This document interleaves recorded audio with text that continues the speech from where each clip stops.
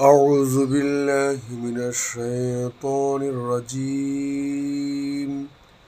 بسم الله الرحمن الرحيم.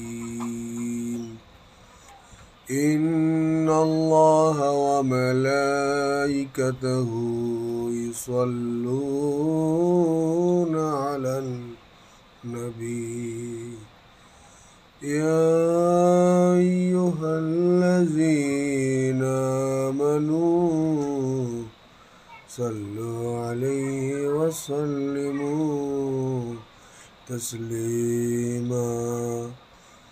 اللهم صل على محمد وآل محمد. সুধী প্রিয়জন, বন্ধু, ভাই বোনেরা, প্রত্যেকের জন্য যে কথাটি জানাবো এবং এটি জানা কথায় আরেকবার জানানো হচ্ছে বানচিলকি স্টুডিওর মধ্য দিয়ে। কথাটি হচ্ছে পূর্ণাঙ্গ জীবন বিধানের জন্য আল কোরআন অধ্যয়ন অভ্যস্ত হওয়া অতীব জরুরি।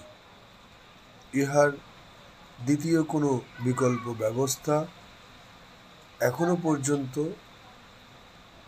দৃশ্যমান পৃথিবীতে নেই, ভবিষ্যতে আর হবে না।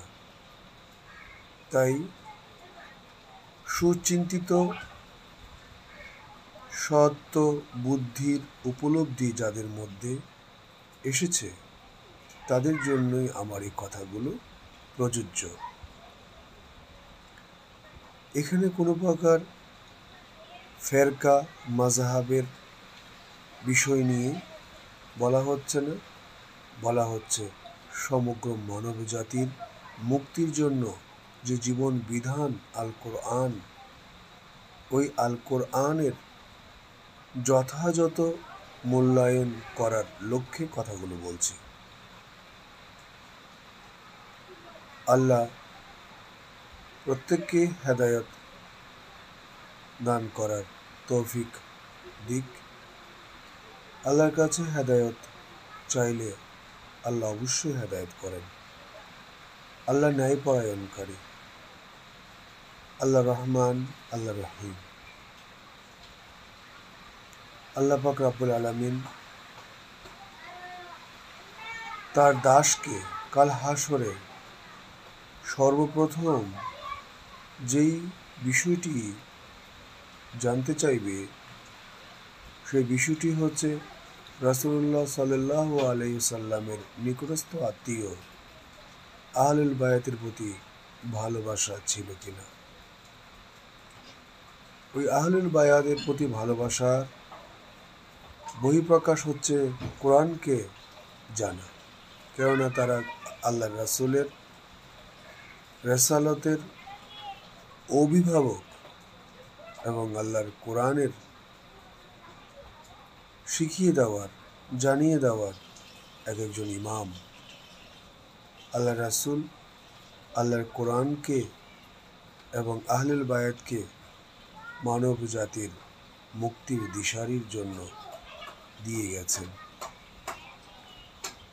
আমাদের ক্ষুদ্র, ভ্রান্ত, বিস্মৃত, বিদ্বেষপূর্ণ জ্ঞানে অতটুকু জাহিরি বাতিনি জ্ঞানের ধরার মতো ক্ষমতা আমাদের নাও হতে পারে, কিন্তু একটি বিষয় আছে আমাদের, সেটি হচ্ছে শ্রদ্ধা, বিশ্বাস, ভক্তি, অনুগত্য, অনুসরণ। তাই উসুল দ্বীনের বিষয়গুলো জানা এবং ফুরু'এ দ্বীনের বিষয়গুলোকে জেনে যথাযথ মর্যাদা দিয়ে আইমে মাসুমিয়ানগণকে অনুসরণ করতে হবে। দ্বিতীয় কোনো পথ খোলা নেই। আল্লাহ ছাড় দেয়, ছেড়ে দেন না। তা আমাদেরকে আল্লাহ পাক রব্বুল আলামিন হেদায়েত করুক রাসূলুল্লাহ সাল্লাল্লাহু আলাইহি ওয়াসাল্লামকে এবং তার আহলুল বায়াতকে আমাদের জন্য হাদি করে দেখ, আমাদের জন্য ওয়াজি করে দেখ, ওয়ালি করে দেখ, এই প্রত্যাশা রেখে সকল মুসলিম উম্মাহ ভাই ও বোন থেকে বিদায় নিচ্ছি। এখানে জানা প্রসঙ্গে একটি কথা আবার একবার মনে করিয়ে দিই। মুসলমান বলতে শুধু মুহাম্মদের উম্মতগণকে বোঝাবে না, আদম শফিউল্লাহ হতে শুরু করে মুহাম্মদ রাসূলুল্লাহ সাল্লাল্লাহু আলাইহি সাল্লাম পর্যন্ত যত নবী রাসূল আল্লাহর দ্বীনের দাওয়াত দিয়েছেন প্রত্যেকেই মুসলমান। কিন্তু যখন শেষ নবী, আখেরি নবী মুহাম্মদ মুস্তাফা আহমদ মুস্তাফা সাল্লাল্লাহু আলাইহি ওয়াসাল্লামের আগমন হয়েছে, তখন পূর্বের সকল নবী রাসূলের উম্মতগণকে মুহাম্মদ রাসূলুল্লাহ সাল্লাল্লাহু আলাইহি ওয়াসাল্লামের উম্মত হওয়ার জন্য, বায়াত হওয়ার জন্য আল্লাহ নির্দেশ দিয়েছেন। যারা আল্লাহর নির্দেশকে মান্য করেছেন তারা ধ্বংসের পথ থেকে মুক্ত হয়েছে। যারা আল্লাহর নির্দেশকে মানেননি বা চেষ্টা চালিয়েননি তাদের জন্য রয়েছে অতীব ভয়ঙ্কর শাস্তি কাল হাসরে। আর কাল হাসরের ময়দানে আহলুল বায়াতের কার্যকারিতা এবং উপস্থিতি প্রমাণস্বরূপ কোরআন এবং হাদিসে বারবার উঠে এসেছে। তা আমাদেরকে বিভিন্ন ফেরকা মাযহাবের দ্বন্দ্বিক এই ধরনের মতবাদ থেকে জ্ঞান আহরণ না করে সত্য উদ্ঘাটনের জন্য আহলুল বায়াতকে অনুসরণ করাটা যথার্থ হবে। যথার্থ মূল্যায়ন করার পরে নির্দিষ্ট ব্যক্তি স্বীয় জ্ঞানে তা ধারণ করতে পারবে। তার উক্ত জ্ঞানে যদি সে দেখে ইহার মধ্যে বিভ্রান্তি এবং বিশৃঙ্খলা জড়িত, তাহলে সে তা ত্যাগ করতে পারে।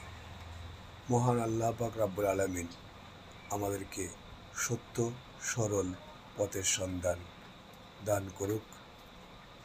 আমিন, ইলাহি আমিন। আল্লাহুম্মা সাল্লি আলা মুহাম্মাদিন ওয়া আলি মুহাম্মদ ওয়াজ্জিল ফারাজাহু। হে আল্লাহ, যুগের হুজ্জাত ইমামকে তার আগমনকে ত্বরান্বিত করুন। ইলাহি আমিন।